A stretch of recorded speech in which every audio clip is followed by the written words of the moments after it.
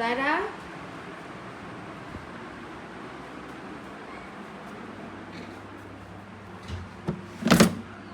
জায়রা সব স্পুনগুলো কে ফেলে দিয়েছে?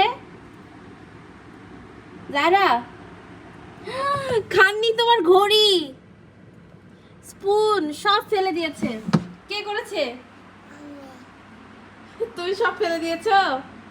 এগুলো নিবে না, এগুলো নিবে না কেন? পচা হয়ে গেছে, সব পচা হয়ে গেছে।